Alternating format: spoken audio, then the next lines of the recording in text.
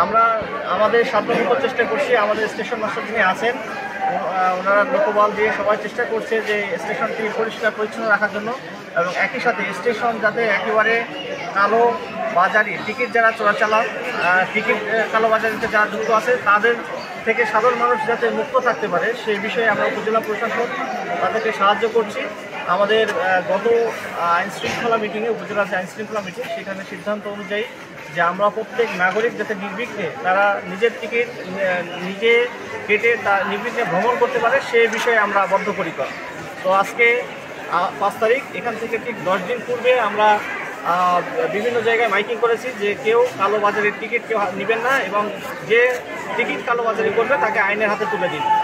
এবং তারই ধারাবাহিকতায় আজকে আমরা আমাদের এখানে আছে আমাদের এক্সিকিউটিভ ম্যাজিস্ট্রেট, সহকারী কমিশনার ভূমি, আমাদের স্টেশন মাস্টার আছেন, আমাদের সাথে আমাদের আইনশৃঙ্খলা বাহিনীর যে পুলিশ আনসার আছেন, আমাদের সাংবাদিকরা আছেন, এবং বিভিন্ন সুদীজনকে নিয়ে আজকে আমরা এই স্টেশনে যে টিকিটগুলো এগুলো আমরা চেক করছি। যার টিকিট তিনিই ভ্রমণ করবেন। এখানে চেক করে আমরা দেখতে পেয়েছি যে অনেকেই অন্যজনের নাম দিয়ে টিকিট কেটেছেন। তো তাকে আমরা আজকে প্রথম দিনে সতর্ক করেছি, এবং একই সাথে এখান থেকে নতুন করে টিকিট নেওয়ার জন্য আমরা বলে দিয়েছি। তো আমাদের এই যে অভিযান এটি অব্যাহত থাকবে। এই অভিযানটি আসলে আমরা টিকিট কালোবাজারিদের একটি মেসেজ দিতে চাই যে দুর্বৃত্তায়ন হবে না।